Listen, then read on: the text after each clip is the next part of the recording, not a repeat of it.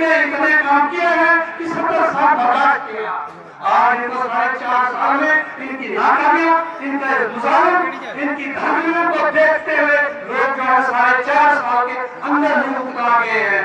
40 साल के अंदर ही इनको जो है बदलाव चाहते हैं। तो बहरहाल इसके बाद आप देखते हैं कि इनके सुरक्षा हाथों में है, मजबूत हाथों में है देश।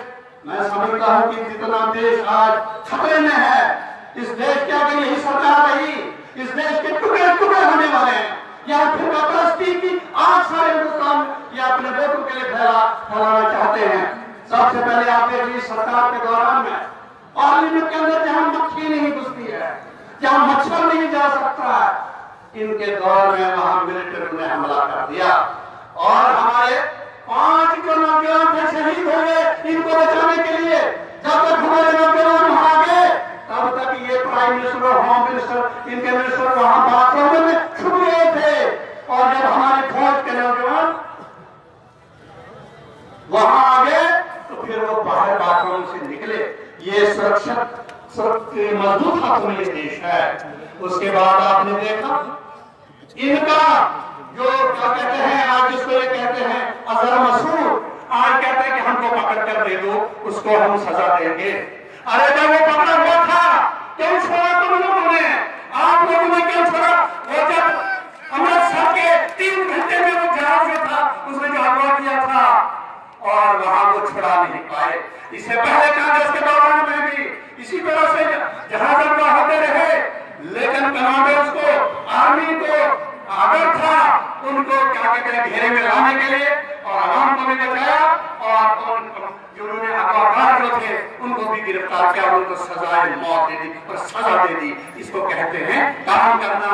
इन्होंने कहा अजहर जी चले जाओ, अजहर जी को इन्होंने कहा था, जो राहुल गांधी जी ने कहा अजहर जी वो तो उनको दमन था कि आप लोग कहते थे अजहर जी को वहां पहुंचा दो, अजहर जी हुजूर जी इसको कंधार में पहुंचाओ। ये तो जुमला उनका था जिसका तंज राहुल जी ने किया था कि आपका जो क्या कहते हैं अजहर मसूद जी जो है आपने छोड़ा था। और उसके बाद इसने 50,000 के लगभग जैसे मोहम्मद के जो आतंकवादी थे वो वहां भर्ती किए, जो आज हमको उस दौर से लेकर अब तक तकलीफ दे रहे हैं। हिंदुस्तान कौन जिम्मेदार है इसके लिए? क्या ये लोग जो है ये कहता है कि मैं चौकीदार हिंदुस्तान का, पहरेदार हिंदुस्तान का, कौन सा पहरा कर रहा है? इसके दौर में सरहदों पर पाकिस्तान की तरफ से, चाइना की तरफ से जितनी घुसपैठ हो गई है 70 साल में इतना नहीं हुआ है। जितने मिलिटेंट जो है इधर जम्मू कश्मीर में घुस गए इनके दौरान में, और जितने हमारे नौजवान इन्होंने शहीद किए इतने कांग्रेस के दौर में कभी नहीं हुए हैं। आपने देखा पठानकोट का वाक़या हो गया, थाने में पहुंच गए, आपने देखा फिर उसके बाद इन्होंने पाकिस्तान के आईएस के सरगना को लाया दिखाने के लिए कितनी पॉलिसी है, कितनी गलत पॉलिसी है, कितनी गलत धारण पॉलिसी है, उसको लाया और दिखा दिया कि आप लोगों ने हमला किया था।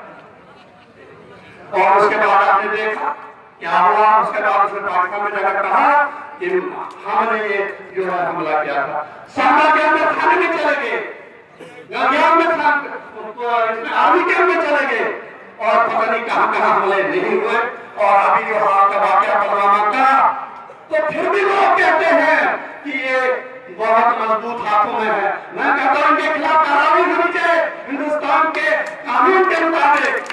अगर आम इंसान के लिए कानून है, लेकिन जिस सरकार के हाथ में, जिस सरकार की वजह से इतने हमारे नौजवान शहीद हुए, क्या उसके खिलाफ क्या हिंदुस्तान का कानून कोई कार्रवाई नहीं कर सकता?